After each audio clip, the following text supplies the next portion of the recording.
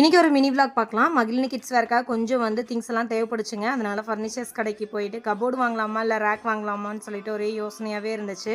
அங்கே போனோன்னே இந்த கபோர்டெல்லாம் பார்த்தோன்னே இது நல்லா இருக்கல அது நல்லா இருக்கல அப்படின்னு சொல்லிட்டு பார்த்துட்டு இந்த பெட்லலாம் உட்காந்துட்டு இருந்தேன்.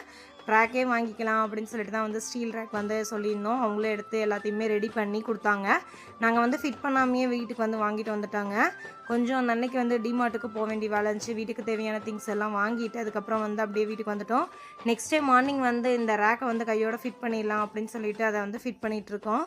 நாங்கள் ஏன் இப்போ அடிஷ்னலாக ரேக் வாங்கினோம் அப்படின்னோம்னா, கொஞ்சம் மெட்டீரியல் வந்து நிறைய எடுத்து வச்சிட்டாச்சுங்க ஸ்டாக்கெல்லாம். புது புது கலெக்ஷன்ஸ் எல்லாம் எடுத்துருக்கனால எல்லாமே கீழே வச்சுக்கிட்டு இருக்க மாதிரியே இருந்துச்சு. அதனால தான் அடிஷ்னலாக ஒரு ரேக் வாங்கிக்கலாம்னு சொல்லிட்டு வாங்கியிருந்தோம். இதுவுமே பத்தலை. நாங்கள் மாட்டி முடிச்சதுக்கப்புறம் தான் தெரிஞ்சு இன்னொரு ரேக் வாங்கியிருந்தா கூட கரெக்டாக இருந்திருக்குமோ அப்படின்ற மாதிரி. அப்போயுமே வந்து கொஞ்சம் மெட்டீரியல்லாம் கீழே வைக்கிற மாதிரி இருந்துச்சு. இன்னும் அடுத்த நான் ஃபீடிங் வந்து ரெடி ஆகிட்ருக்குங்க. அந்த ஸ்டாக் வந்தால் எங்கே வைக்கிறது அப்படின்னு சொல்லிட்டு யோசிச்சுக்கிட்டே இருந்தேன்.